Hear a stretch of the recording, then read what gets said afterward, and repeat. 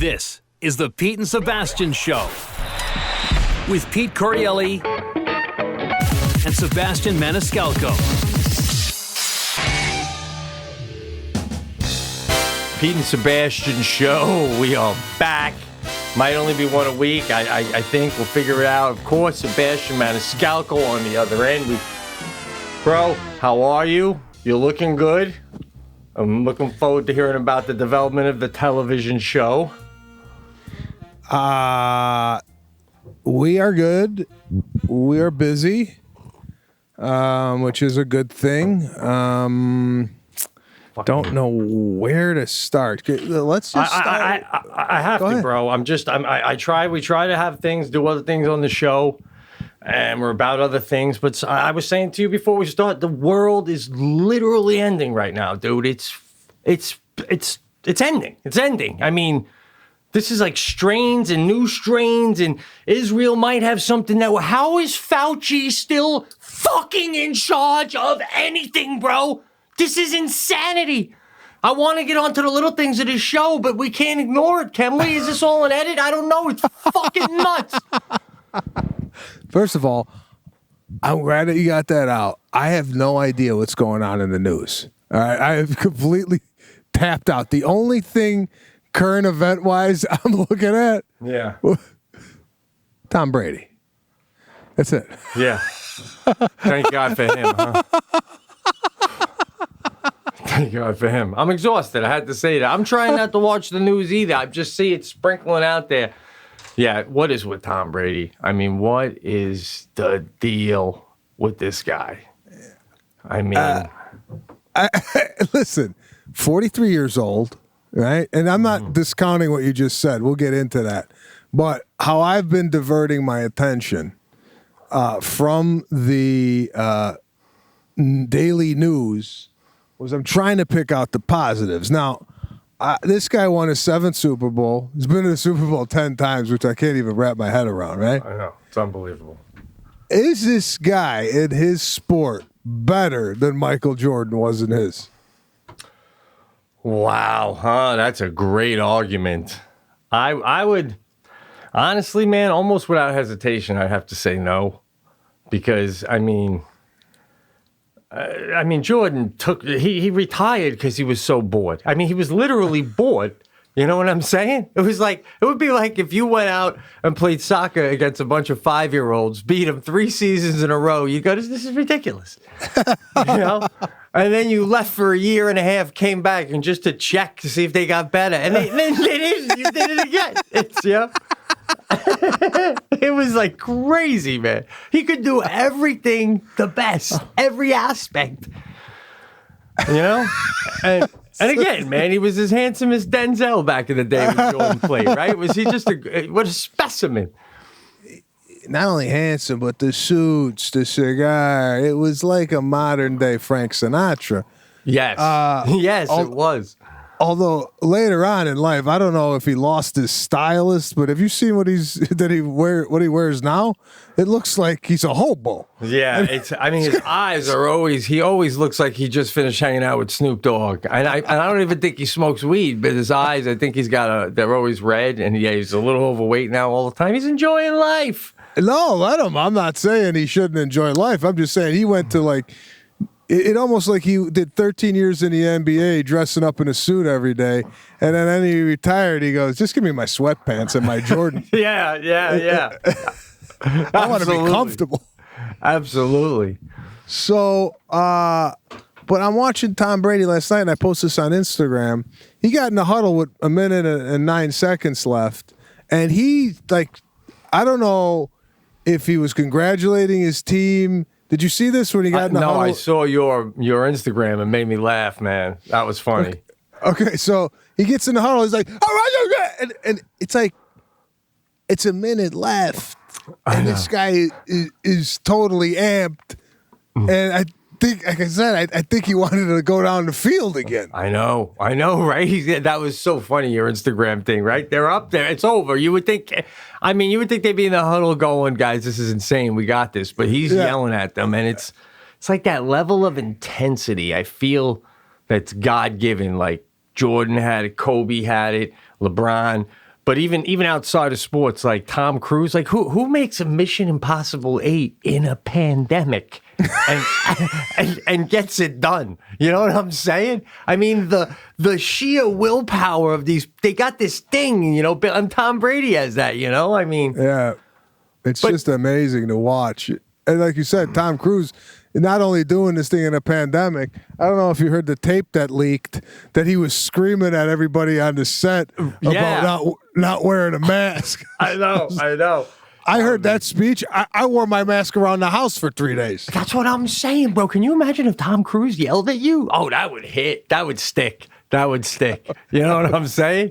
You know, like if I was filming something and Kevin Bacon yelled at me, I'd be like, fucking beat it, you footloose, fucking, what the fuck? Look at you. I mean, he's got a nice body of work, but he ain't no Tom Cruise to be yelling at me for not masking up. You know what I'm saying? Let's take out my rant at the beginning. That should have been off camera. I feel good now. Yeah. It put me in a good mood. I don't know why I even said all that shit. It's all right. It's all right. Now, I had to tell you, did you watch the Super Bowl? I did, man. I did. Most of it. I mean, a little bit in the second half. I split for a little bit, yeah. You watched the commercials at all? I didn't. I caught some of them, but not all of them. But then I was like checking the Twitter thing and to see because I was trying to do an experiment because I saw the Weeknd, and I said, which I got to get into with you in a second, the guy. And then I said to Jackie, now, if I understand how Twitter works, if I go to trending right now, this guy should be trending. And I go, and there he is. But all the commercials were, and everyone was saying that they were all really woke. I mean, all the ones I were watching were like, you know, definitely, how do I put it delicately, pertaining to the times. Yeah, there was a lot of pertaining to the times. But what I want to focus on, and I don't even know if you saw this, but I remember back in the day, the Super Bowl commercial, you would see maybe 1 or 2 celebrities, right? Right. And they were in it as a cameo, as a goof. And like, oh, did you see the Super Bowl last night? You know, Sean Connery was in it, one of the commercials, right? Yeah. Now, I don't even know if you remember this commercial. I think it was Bud Light, the "What's Up" guy. The "What's Up"? You remember that? Oh yeah, thing? yeah. Okay. 3 guys who were not even famous in the commercial, and the commercial made them famous. But now it's switched to every commercial. They're trying to out-celebrity the other company. Now, I don't know if this is a pandemic and a lot of celebrities were looking for quick cash. Yeah. But I see Matthew McConaughey, right? One of my favorite actors. Did you see this commercial? No, but I mean, what is it? After the car thing, what else can he do? Well, I thought it was for the car thing. It was him paper thin. So it was him and he was flat. Just a flat, like almost a cardboard cutout of his body walking around, right? All right. And I go, hey, where are they going with this? Because he's the Chrysler guy. I'm thinking maybe he's going to get in a Chrysler and he's going to start driving soon. No, I don't see no car, no nothing. I see a 3D Doritos bag, right? It's 3D Doritos, I guess. I don't know. That's the chip now. It's like 3D. And it's in a vending machine, and he goes to get it, but he goes in the vending machine to get it because he's so thin. Right. Can I interrupt for a sec? Yeah. I mean, at the end of the day, you tell him, well, I don't want to. Go ahead, keep going. He eats the chip in the vending machine bag. He eats the chip out of the bag, and he starts going back to normal. You see his hand starts to come back to normal, and then boom, he blows up, and he's plastered up against the vending machine because now he's full size. He can't fit in the vending machine. Oh, and he's stuck on the inside of it. Yeah, and his face is plastered up against the thing. Now, I'm looking at him going, you got an Oscar. Right. Yeah. Yeah, man. And I remember when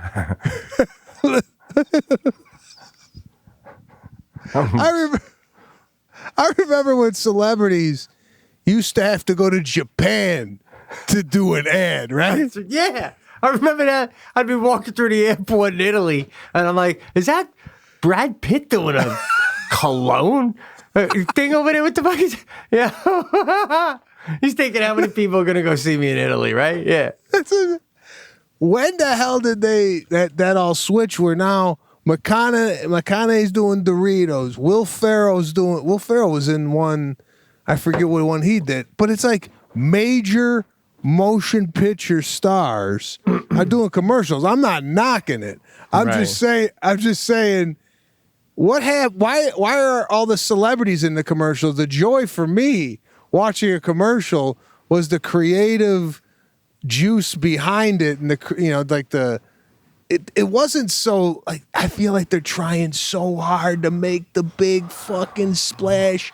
And if I was in these ad rooms, I'd say, all right, guys, we're just simple and funny. We don't gotta get crazy with 3D and this and that and celebrities. Just the what's up guys.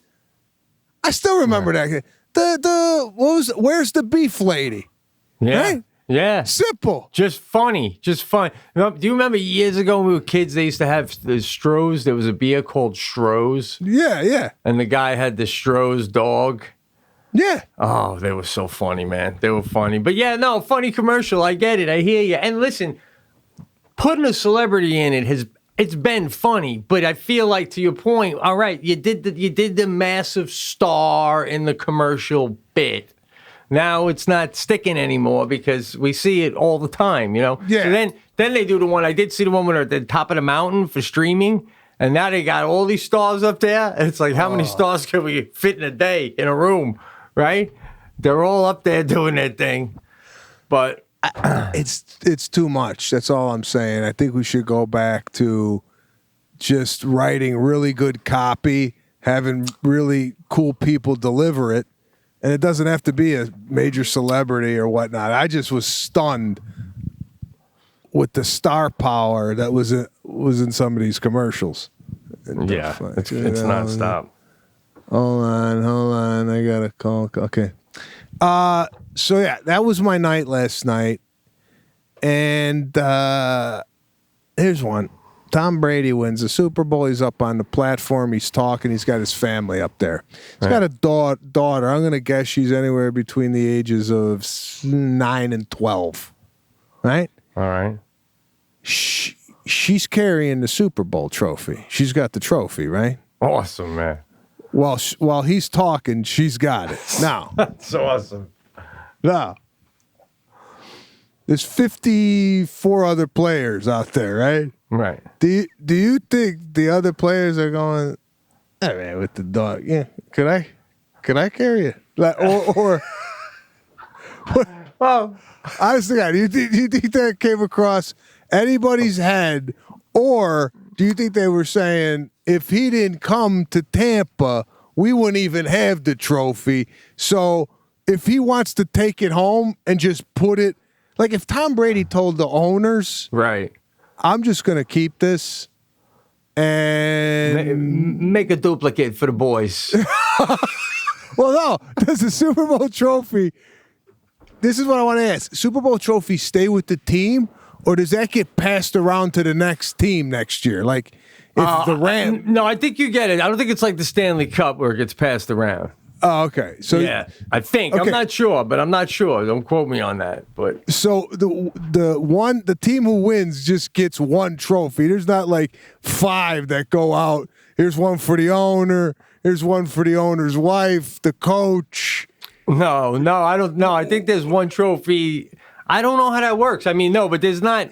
Each person doesn't get a little mini trophy that represents the thing. There is one that we all hold. So to your point, if Tom Brady's boy was holding it, then I think more of the guys would be like, all right, get it. But when it's the girl, you're like, yeah, it's the girl. Question is, like when it goes to the kicker, is he allowed to let his daughter hold it for 5 minutes too?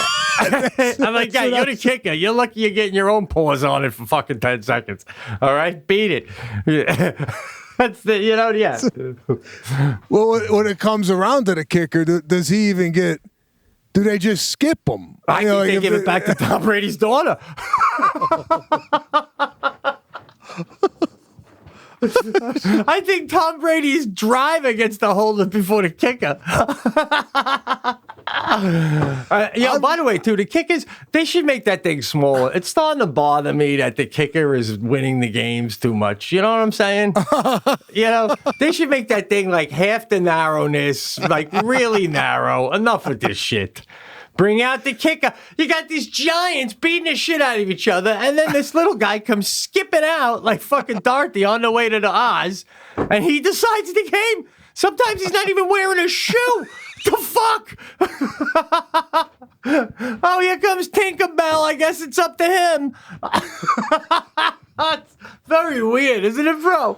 Well, I gotta tell you What? And I was looking at these kickers during the game, and they said 50-yard field goal. Now, back when I was watching the 1985, a 50-yard field goal, the guy had a He don't even take his coat off until you're inside the 30. But back when we grew up, right? These guys, it's ridiculous. What I'm saying is, a 50-yard field goal back when we were growing up, if the guy made it, you'd be like, 50 yards? Could you believe? Yeah. Now the guy goes out there, it's a chip shot. It's insane. To your point, it's gotten easier to make the field goals. The guy's kicking 60, 65 yards, and it's still got room to go. Yes. Make this shit smaller, right? so it's harder to hit. I say just put a bucket up like the size of a basketball hoop. He's got to kick it in there. Pretty soon they're going to bring some Russians in, you know what I'm saying? They're all, genetically enhanced. And they're going to be like, where can you kick it from? And they'll just be like, wherever it's fourth down, guy, no problem. No, listen, whenever you're offense, you got to guarantee 3 points. All right? That's guaranteed. Lock that in. I can end zone to end zone. I can kick it. Yeah. What? And extra points, just for fun. All the fans that couldn't get in, they stand outside. I kick it right out of the fucking stadium. Someone gets to kick the ball. That's where it's going, bro. It's ridiculous. Yeah, I know, man. It's like, when are they going to raise the basketball hoop? It's 10 feet, right? Bro, get that. yeah. Get it up to 13 feet. It ain't any fun anymore. These guys could jump and hit the backboard.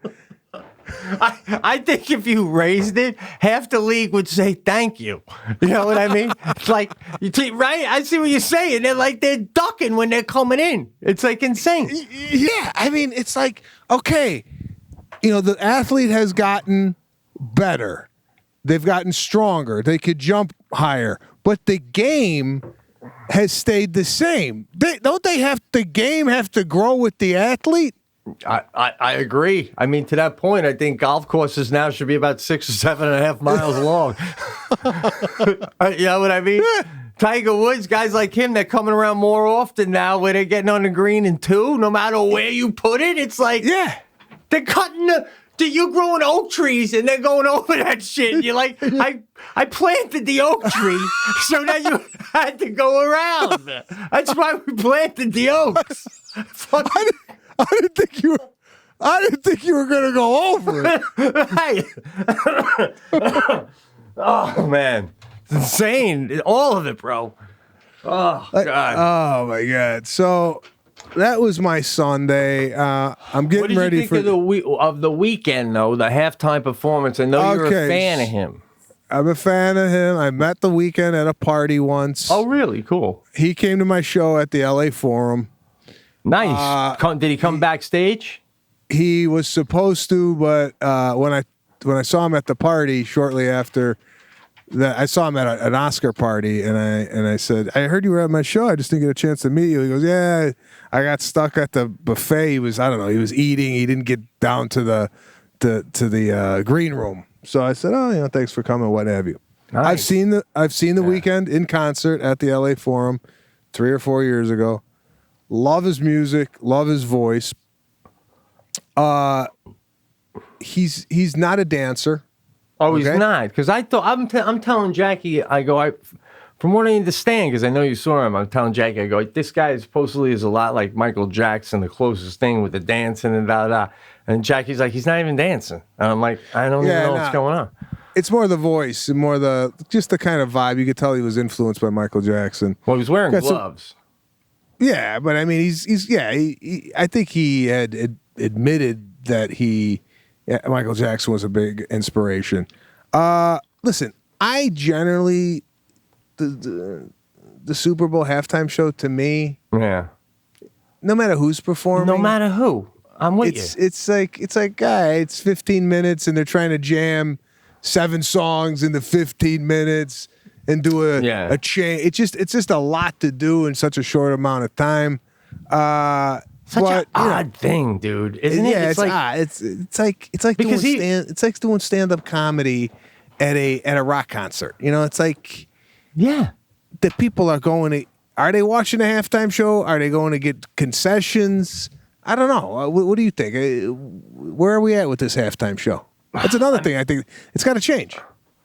It's something's got to change, because even when it's somebody that I like, I don't judge them by that show. It's just a weird thing to do. And by the way, even if you do it great and all of a sudden I'm into you, then now I got to turn back to like watching football. They don't go together.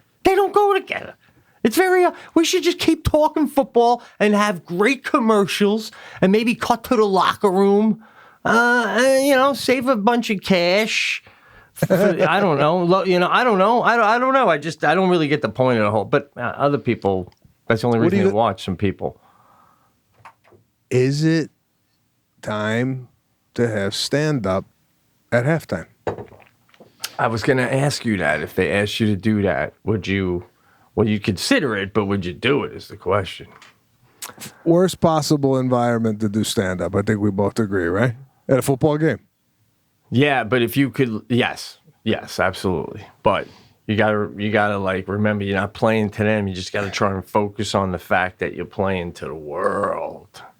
Okay, you set the stage up in the middle of the field, and maybe you bring some chairs and populate the football gridiron with the chairs. Maybe you do that. Maybe is it a Billy Joel with a piano? You know what? If you're gonna do stand up, I would do it the other way, even more ballsy. I would say I don't need. Let's be honest. Everyone in the stadium is gonna. Half of them are gonna watch me. The other half are gonna go and, like you said, get food. It's gonna be crazy talking. I'm playing for the world. I don't need some people in the front row giggling at my shit for timing. It's 15 minutes. I worked it out. I know what I'm doing. Go out. Super Bowl, halftime. Nothing but you, the mic stand, stool, and a glass of water. Boom! Nothing. And you're in your contract, you're like, nothing else on the field. Can you imagine? That is just stripped naked. That is the biggest stand-up audience a human being could ever have. Right? So no, you don't want any people by you? As far as like nobody. The entire field is basically my stage per se. Because I'm playing to the world. You could maybe even have like lights on the ground on the field, little stars floating around me, so it looks like, cool around me, but it's just me. Boom, like think Barbara Streisand, one spotlight, boom. People who need just strip down. That would be a statement. It would be a statement. Super Bowl stage, biggest audience ever, and you're doing 15 minutes. And would you do a set that pertains to football and the experience of the Super Bowl, or would you go out there and go, guys, my wife last night putting our kid to bed? Like, I would do it like you would probably do it, man. You would do it like that at first, like let's be honest, not this, but who's already gone through so many wings and da-da-da, or is Tom Brady really going to do this? Like a riff, a funny line, off of what people are thinking, get him giggling. Then about 3-4 minutes in, you're all talking about your wife, and they don't even realize we're not even talking about the game anymore, you know? And then by the time they giggle and you go, all right, guys, I'll let you grab your last cold one and get back to the game. I hope your team wins, baby. But aren't we all winning just being here? Boom. And you could thank me later for no fucking music. Boom. Right? Something like that, you know? And you're out. People are like, that was great. That was, you know? Yeah, I think you might be onto something. It would be a lot of pressure, though. It would, but maybe you have a couple of guys, but then that's that thing. Like, I mean, you don't want to be going second. You got Kevin Hart up there crushing, you know, and he's going over his time. Oh God! Can you imagine? Can you imagine being up there and half the stadium's yelling, "Bring back Hart! Bring back Hart!" I'd just be by myself. Man. Yeah. Something, man. Yeah. That would be something. Who knows? It might be in the cards in the future for a comedian. What the hell do I have to tell you? You got anything off the top of your head here? Because I got to like marinate. I just got back bouncing around town. I'm shooting this Discovery show tomorrow. And we're going to be off and running here for 13 episodes. So. Wow. It's Lana's going to be in it. Sometimes the kids are going to be in it. So this incubated out of the pandemic is that the seeds that I planted over the pandemic are finally growing. So nice. See, huh? You see these folks? That's a level stand up. You're right, with a stall level when your B plan is making a TV show. So listen, man, this thing is on Discovery Plus. So Discovery Plus is probably going to air May, June, or July. After it does its run on Discovery Plus, it's going to switch over to the Food Network. Another one of our favorite shows. Now, when it goes to the Food Network, same sort of a thing where you can get it on Netflix or something, or will maybe be on the Food Network channel, like a show channel. Really? The Food Network channel. 13 episodes on the Discovery, and then it jumps over to Food Network. Same 13 episodes on the Food Network. So it's going to be on 2 different platforms. And it's marrying my passion for food and comedy. And just, it's more informative. No, I shouldn't say more informative. It's not a bite and smile show. It's an informative show of things that I'm interested in, anywhere from sushi to making bread to fire to food presentation, the whole thing. We're going to cover it all. And, we're excited. A little nervous, but excited. I love, by the way, man, my family and I, every Sunday we watch food shows. I mean, Sadie loves them. We're always watching Discovery and Food Network. This is exciting for us to see. I love the lingo. It's not a bite and smile show. Is that industry lingo for a particular type of food show? Because I've never heard you use that before. It's funny. I'm picking up these little wordisms as we go. You ever somebody ever tell you a word, and while you're listening to the rest of what they're saying, in your head, you're wondering when you could use what they just told you to somebody else? Like when I first heard bite and smile, I go, I can't wait to use that. Yeah, expressions for sure, yeah. But the way I use bite and smile is I do an act out with it. And when I explain to people it's not a bite and smile show, this is what I do, all right? Yeah. I go, no, it's not a bite and smile show. You know those shows that you see?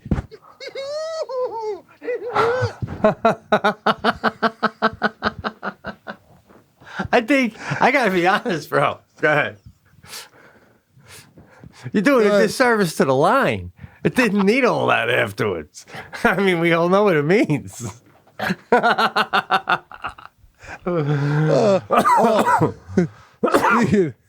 Speaking of the show topics, we're going to do a show on weed and food. how people cook with marijuana, right? Right. Now, I want to ask you this. As we all know, I'm not that big of a pot smoker, but I take the CBD for wellness, whether it be sleep, aches and pains, what have you. Yeah. Now, my question is, I always hear, do you want some gummies? Right? This is like pot lingo for pot in the form of a gummy bear. Now, I don't know about you in the pot community, but when I hear gummies, I hear, like, I'm offended. Like, I'm 47. Like, give me like a beef jerky with some pot in it, like right. Yeah. give me like a manly food. Why did they go with the gummies? Do you know? I don't know. I hate gummies in real life anyway. That anything with that kind of continuity, you know what I mean? And Swedish fish, all that shit. I don't know though why they went with gummies, but I'm right there with you. We got some cool edibles, I'm like, all right, you know what? Let me grab my skateboard. I'll come on down and I'll pick up some of those cool little gummies you got, right? I hate that shit. It doesn't sound like, if you told me I got some edibles, I'd go, all right, I'd love a little, a T-bone with a little pot thrown on it. Like a right. sprinkle it on I don't know, an omelet. I don't want gummy. What is it? It's a good way to go. I think it's a good way to get the THC in you quick. That's also in a candy. You know what I'm saying? Like it's it's a good transmitter? Chemically exactly. But they do have, like, you should look into that when you go, man. I know they have like all sorts of different ways now that you can get, eat it, drink it, all sorts of shit. I don't do any of that. Yeah, we're going to explore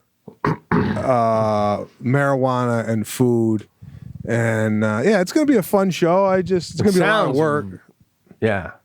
Well, I guess you'll have to pick up your shovel there, guy. Making a food fucking TV show, telling us it's a lot of work. People are out there messed up, bro. Except unless you're a teacher in Chicago, then you got your feet kicked up, enjoying the afternoon. I'm talking to a wall. This guy doesn't watch the news now. What am I doing? What's going on in Chicago? They're not going back to school. These teachers won't go back to school. The whole union, they're holding strong. It's getting crazy. I'm getting anyway. I don't want to get onto that. The food thing sounds. When you say it's on Discovery, though, is it going to be on Discovery Channel TV or Discovery like on demand? How do we find it? So Discovery Plus is a platform that you have to pay for. I think it's $4.99. It's like Netflix. It's just called Discovery Plus. Okay. But if you have the Food Network, you're going to be able to see it on the Food Network when it comes out on the Food Network later. That's awesome. Later in the year. I watch that show all the time. I love when I watch the judges when they're judging the food. Yeah.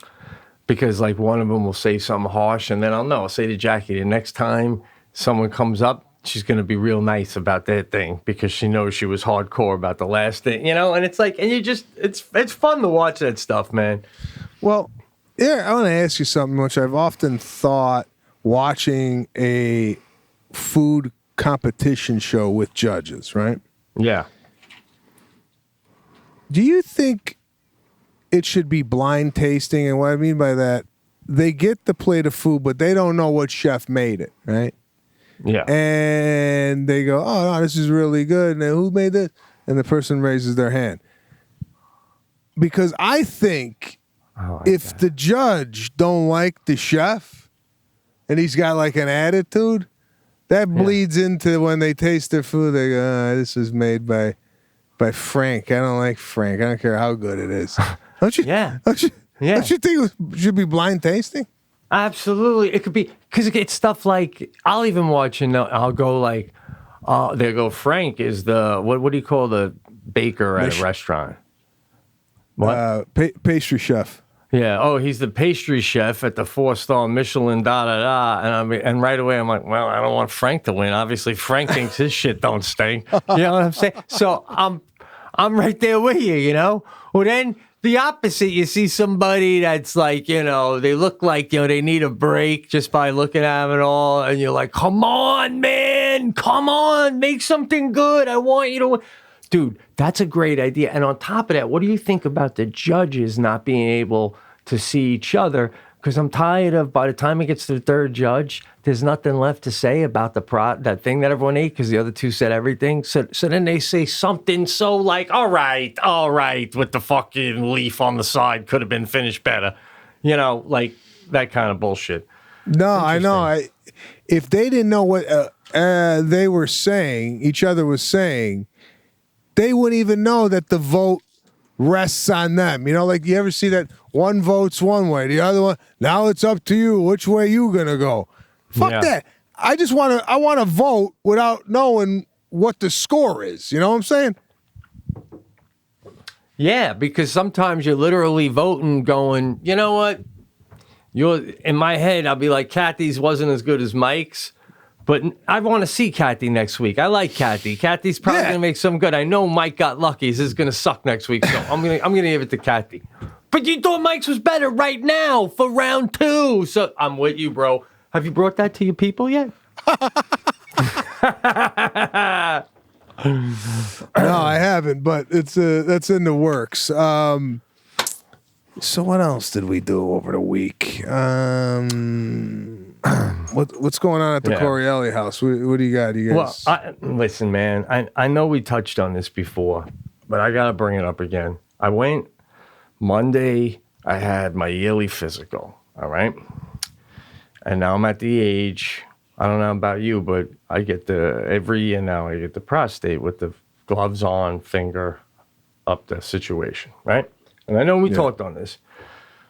So Jackie. Friday. My doctor's appointment's on Monday. Friday she gets a bill from the doctor, and she's like, she looks at it and she went for her physical. You know, we have insurance, so she's like, why am I getting billed for my physical? So then she looks and she sees something else where it says hot flashes. Talked about her hot flashes at night, you know, sleeping or something like that. And she's like, what? So she calls over. And the receptionist explains to her that when you go in for your physical, if you discuss anything else other than, you know, your basic physical, the doctor sees that as well. That would be a separate visit. You'd come in to discuss that, so you're already here, so I'll just charge you a double visit. Huh? What? Right, bro? So Jackie goes, well... Wait. Let me clear this up in my head here. Mm-hmm. You go into the doctor because you got chest pains, right? So you're going. I'm going in for my wait. Am I going in for my physical, my yearly physical, and I say I'll bring up my chest pains when I get in there, or am I going in for a chest pain visit? It's a chest pain visit. Well, yeah, then you're gonna get charged, obviously. You know, I have insurance. Okay, listen. I've got chest pain. You mind if I make an appointment? Yeah, come on in. Right. Sit down with the doctor. What's wrong? I got, in the morning I get chest pains. I'm short of breath. Oh, okay. Then you go, you know what?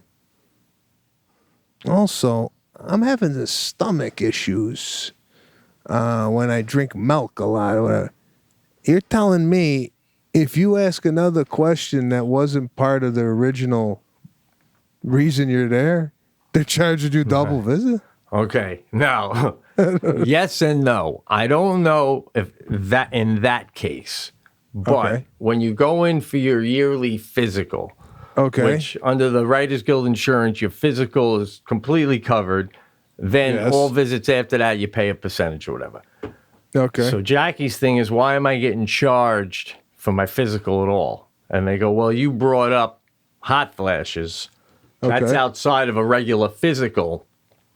So that would be seen as a separate visit, which I talked to the doctor, so I'll explain it to you, right? So that would be seen as a separate visit, right? Yeah. So Jackie goes, he asked me if I'm still getting hot flashes. He asked me. And she goes, well, you know, and the receptionist was very cool about it. She kind of has a problem with it too. And then there's the thing that Like, if I know when you're asking me about it that you're going to charge me separate, well, then let's really get into it. You really want to hear about it? I'll tell you about it. Because right now, I'm just sniffing the surface while you're pumping my fucking blood pressure with the thing, you know? You ever do that? He's pumping away. You go, my knee's tweaked. And he goes, it's probably arthritis. Yeah, all right. Yeah. You're making medical small talk. Right. But it's medical small talk. But when I say my knee's tweaked, if I know you're just going to charge me $150 for saying that, I'm going to swing it a few times. I'm going to have you rub it, maybe bang it with that little fucking hammer. You know? I don't know I'm getting charged. So, anyway, Jackie's steamed up about this. And she goes, when you go, I have an appointment with him in a month, and I'm going to let him know. But when you go in on Monday, you let him know. Oh, by the way, and the receptionist said when you go in, you have to be very clear that you're only there for your physical. And I go, well, who do we say that to? And she goes, you have to say that to him, right? So my appointment's at 7:30, and Jackie goes, you got to, Pete, tell him this, I'm coming in. Tell him this is not cool, and, just for your physical, and if he asks about your hip, don't mention it. I'm like, what the fuck? I mean, like, don't mention, like, I got my knee. I'm wearing my patella band. I was going to bring that up, but I guess I'm not going to do that right now, So, and I go, Jack, I'm being completely honest with you, bro. I'm not trying to be funny for the cast. I say to her, I go, Jack, you want me to give the guy a hard time 5 minutes before he fucking sticks his fingers up my ass? I mean, I just feel like it's like, not a good time, right? It's just weird. Like, to give him the point and then go, and then turn around. Yeah. I'm sick of you charging me. Yeah. And she goes, well, do it after.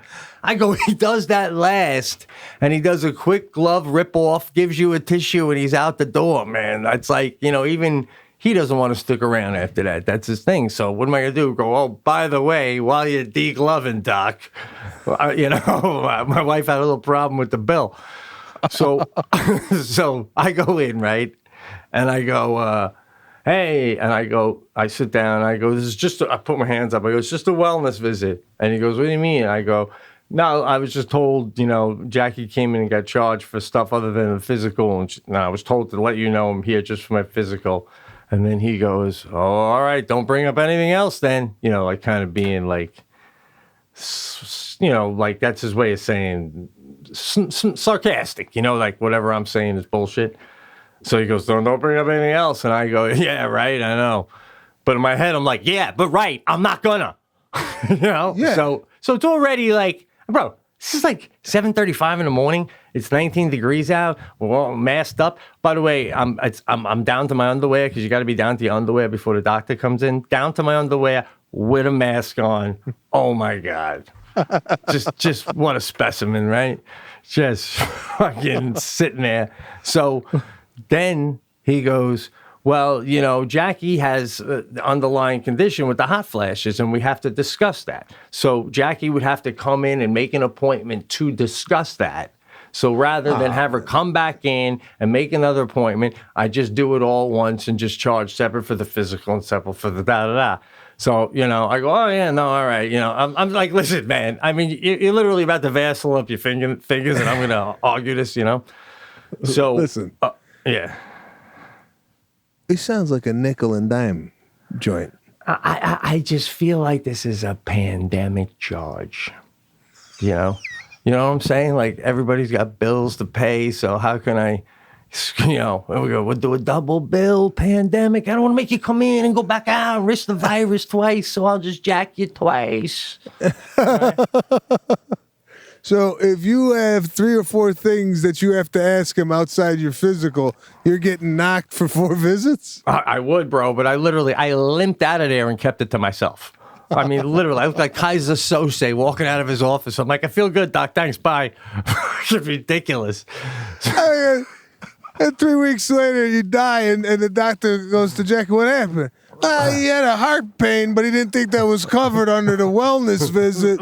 So he kept it to himself, and he passed away last night. That's exactly. That's going to happen, bro.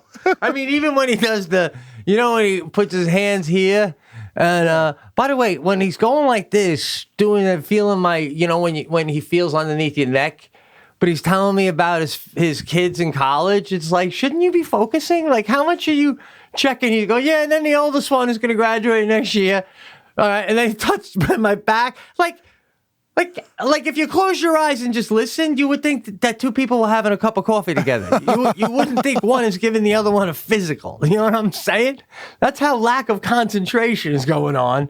I know. I'm not into that either. It's like just you could miss something while you're trying to remember your daughter and what she's doing up at college. Right? You could go over something really.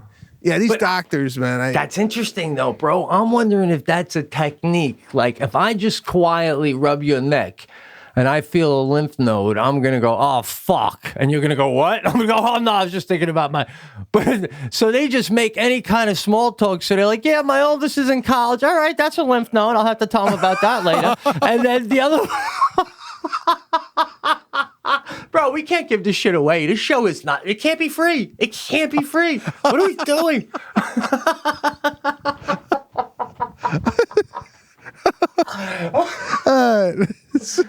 All right, so we figure out all this shit as we get older, right? All the techniques people have been using on us, man.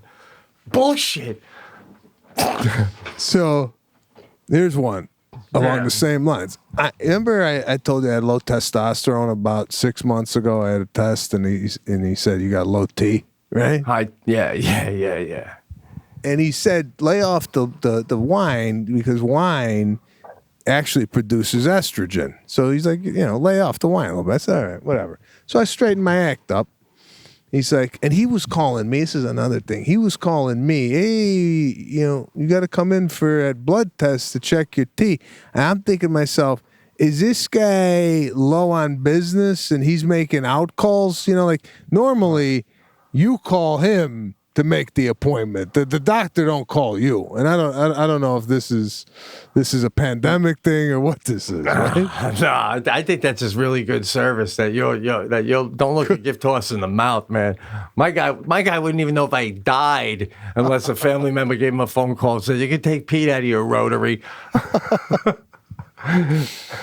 So is estrogen, that's what estrogen is, what women have, right? Female. Well, if there is any more of a sign that wine is for ladies. Oh yeah, well, just like I'm growing tits over here, right? But not even like the fake beer fat ones, like real lady tits. Like who knew that Cabernet would give you a D cup, right?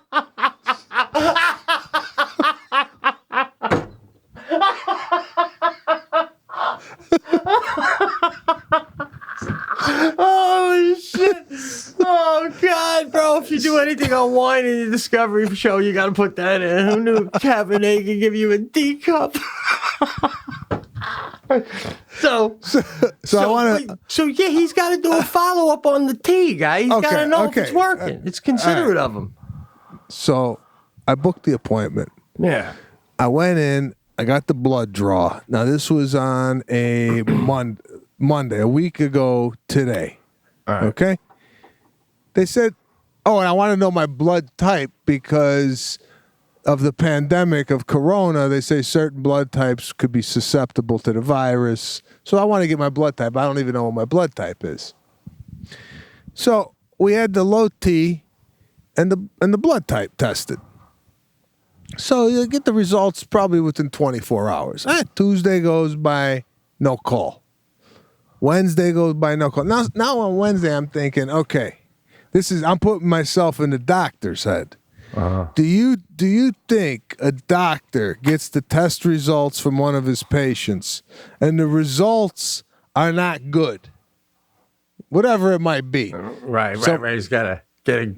Cancer, tumor, what have you, right? Yeah. Do you think the doctor immediately calls the patient, or does he go, the fuck? It's 5 o'clock. I got my kid's game. I got to be to this.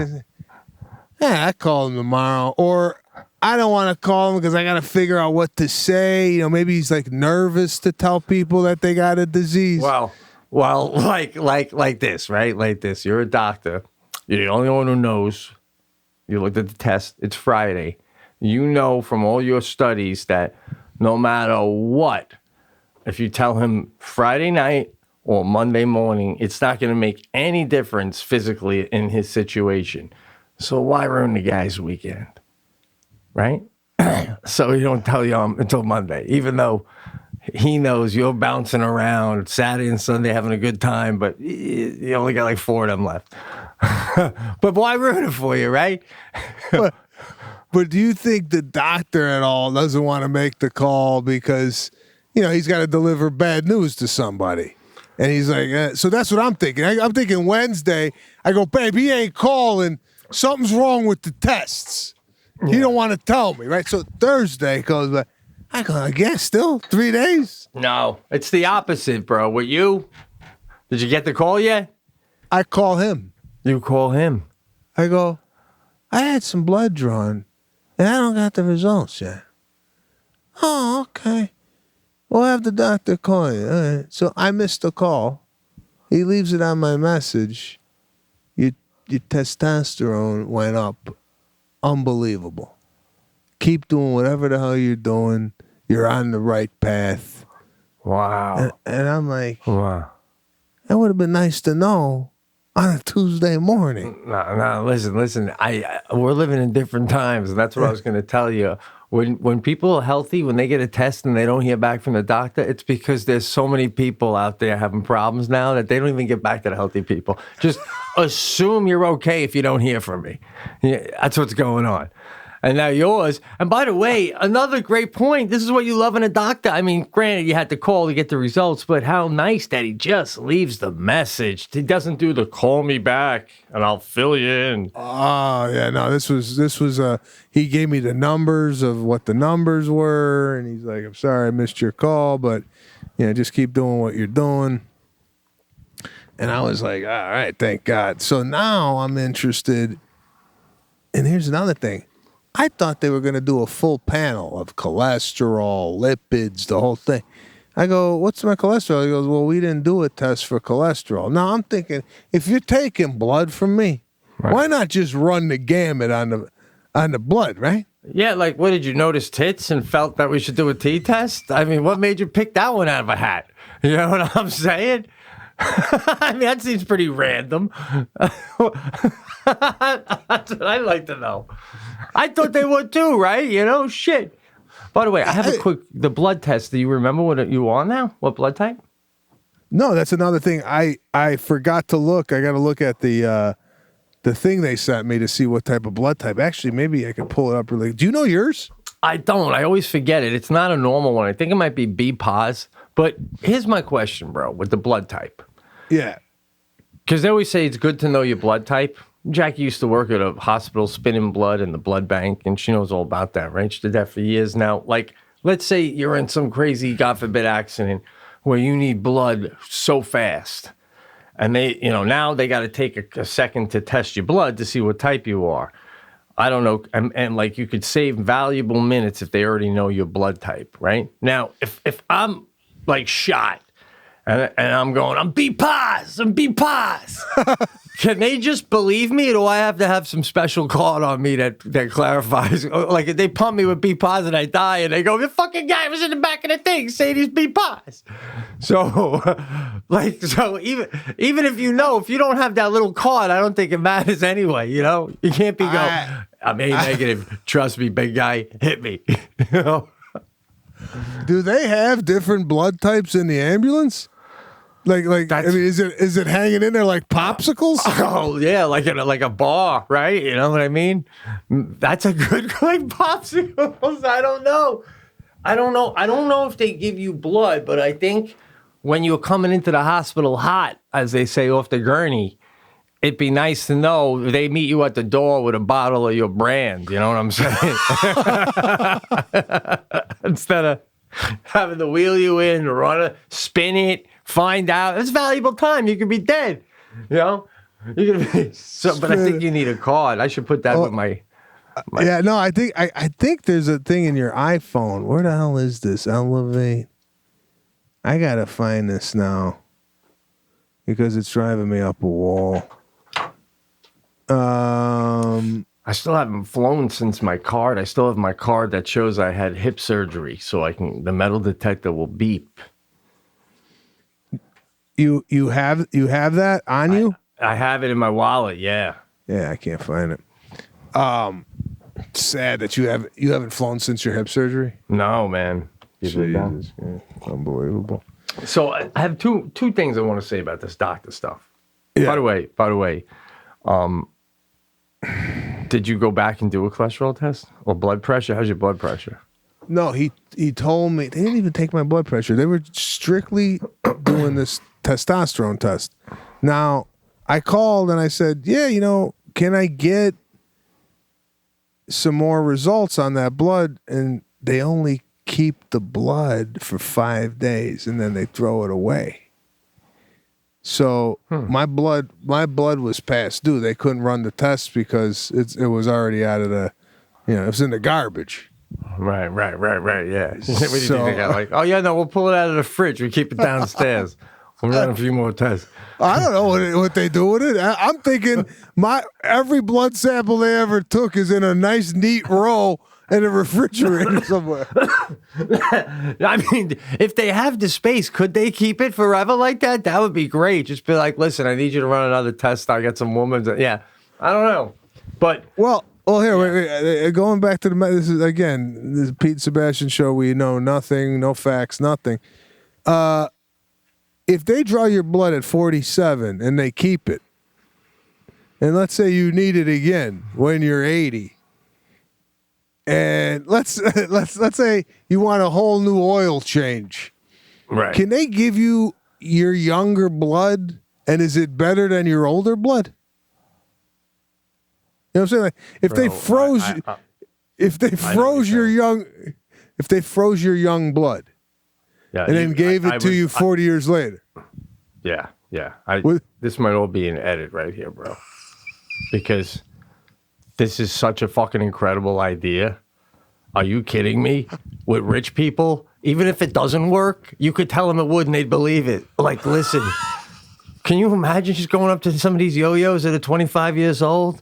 Give me your blood now, and then come back when you're 75. We're going to give you your blood back to you, and you're going to feel like you did when you were 25. I mean, people would be signing up for that shit. That's a fantastic idea. I don't know. Maybe you got to keep spinning it. Like, it's going to be expensive to store it. So the whole thing is going to cost you, like, Justin Bieber. It's going to cost you $5 million. But when you're 75 years old, you're going to get a blood transfusion with all your fucking 2020 blood. It's going to be insane, bro. But we got to spin it every couple of years. We got to keep it at an exact temperature, 98.6. We got to keep it at, yeah. We got yours and Lady Gaga's right next to each other. You guys, your transfusion day is the same day 50 years from now. You and Gaga. It's fucking great. I love that idea, dude. I love it. Oh, God. So what was your questions on the doctor? So eventually, when my doctor with the prostate, we discussed a few things, and he explained his situation. I just said, okay, I go, well, whatever. Jackie was really annoyed and wanted me to bring it up, and I think he was still annoyed that I said that. Now, I'm not trying to be crass or something. I honestly think when he did what he did, he stayed up a second longer and pushed a second harder than he normally did. And I grunted out loud twice. I went, like that. And bro, it's just like, again, not to sound crass, but it just makes me know, dude, I could never forget it even once if that happened. Once. It doesn't just happen and it's over. Then he gives me the tissue, and then the rest of the day you're sore, and when you're sore, you think about it. It's like a whole thing, dude. It's got to be so next week I get the whole colonoscopy with the thing that goes up me. But I'm wondering, do you think a doctor can completely separate his personal feelings for a situation and within an exam? No. I agree. I think if he's angry at you, you're going to see that in the exam. I couldn't agree more. I couldn't agree more. You know, It could be even a simple open up your mouth and stick out your tongue, and he takes that dry piece of wood and he puts it on your. Yeah, he gives you a good like you almost gag. yeah. It's a possibility. And again, how can you be mad at a man who's checking hard to see if you're okay? You know what I'm saying? So then today I had to go to my dentist. I'm supposed to be getting this tooth finally put in, right? I've had an implant, finally getting the back one put in. And then he goes, "You ready? Here we go." And then he does a bunch of stuff. And he's like, "All right, we let that sit for 4 months. And then we put on the tooth." And I'm like, "I thought I was getting the tooth today." And he goes, "No, it's been a long process and we had a couple problems, but then today you were getting the cap that goes on the tooth." And I go, "Oh man, you know, and now I got stitches up there. I'm going to see my mom tomorrow. I got to drive with stitches. And what's this?" And they hand me a piece of paper and it says what to do when you get a tooth pulled. I go, "What is all this?" And they go, "We know you didn't get your tooth pulled today, but you still want to do some of these things like ice it." And I'm like, "Oh, God damn, I thought I was just leaving here with a tooth. I didn't think I was doing all this, but I know it's not your fault, doctor. I'm frustrated, but all right, you know?" And I reenacted it right there for you. And then when I left, I said thanks, and I took my stuff, and I left. Now, I go home, and I tell Jackie, and she goes, "I have to call now and make my new appointment, and what am I calling, Peter? Are they going to be like, you were mean? Like, you know," because I've done that at other doctor's offices where they're like, you know. And I go, no, I wasn't mean. I was just, and here's how it pertains to you. I'm watching the show, my favorite show on now, Animal Kingdom, as I told you about. And there's this character on there named Jay, the youngest nephew. I love this dude. And I say to Jackie, he's got the same quality as you in that he never lets you know, especially if you don't know him well, what he's thinking. You know what I mean? You never know what he's thinking, or at least a beat longer he makes you wait. You know what I mean? Like, and my problem, I go to Jackie, I go, "And I reveal too much." And Jackie goes, "Too much? My God, you don't shut the fuck up." You know? And that's my thing. I'm too perky. So even when I'm not perky, people perceive that as me being like not nice. But if I'm never perky, then I can just always kind of maintain this level of, is he mad right now or is he just being Pete? You know what I mean? But Pete's always like this, "Hey, how you doing? How's everybody? His fucking life." I say you change it up on it and you go silent, Pete. And people don't even know now, once you go silent, Right. they're like, "Wait a minute. What the hell's going on here?" Right. Like, do you like the that whole feeling?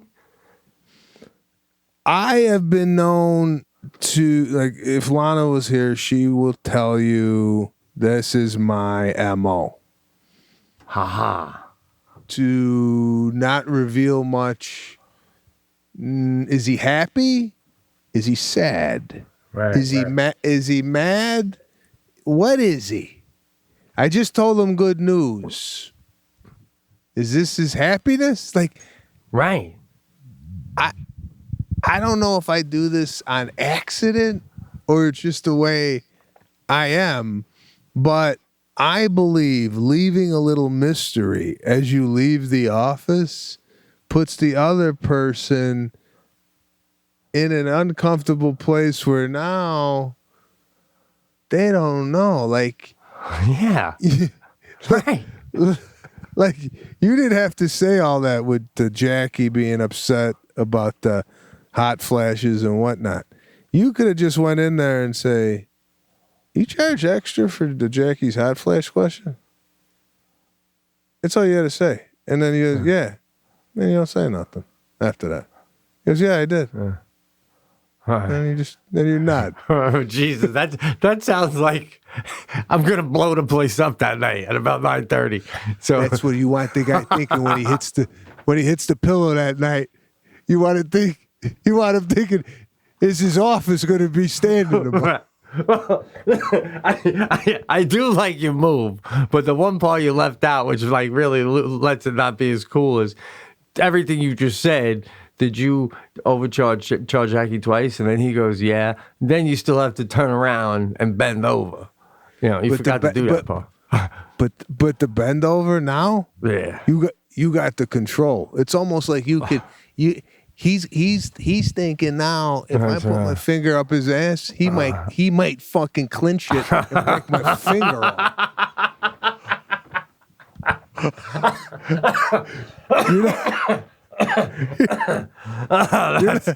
You're not so vulnerable now. Now he's thinking. I stick my finger in there and get whacked in there.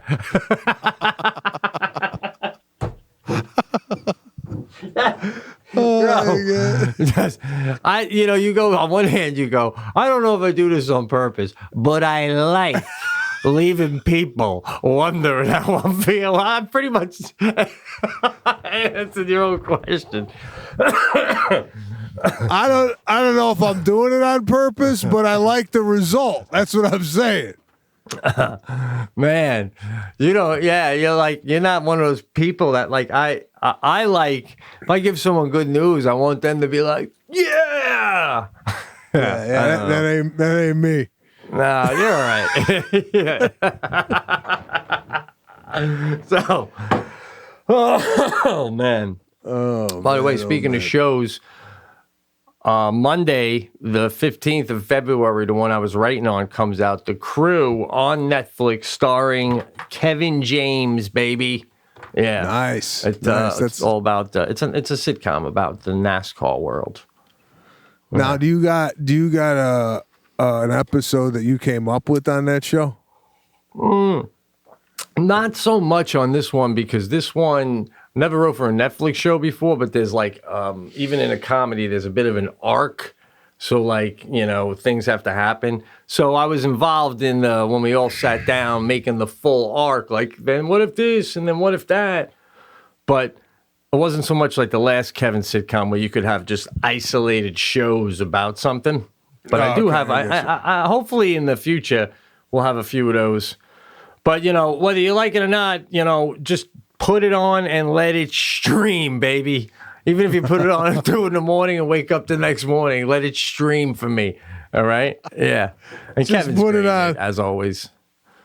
Just keep it playing. Yeah. So they order another season. Exactly, man. Exactly. Yeah. So anyway, but it is funny, and Kevin's always awesome. All the actors are really professional in this one too, man. There's one dude, he plays a race car driver. And I'm telling you, man, this guy could be like a Tom. He could be a Tom Cruise. He could be a Tom Cruise. What's his name? Come on, guy. I don't remember. Oh, fuck. You haven't been on the damn thing in 11 months. What do you want? You remember a name? Come on. Oh, yeah, I know. I should. All right, picking up from here. Yeah. So I'd say on my end, but I'm. That's it. That's all I got. Now, last thing I want to ask you, and then you can go. So, are you filming these in your kitchen in your home or at a studio? No, all out in the field. All right, and are you starting to film them next week? I'm starting tomorrow. Oh wow! All right, bro. Good luck, dude. Tomorrow, yeah. So I'll have some stories next week about what's happening on set. But yeah, I'll fill you in. Awesome, and, man. Everybody out there, have a great weekend, and we'll see you next week.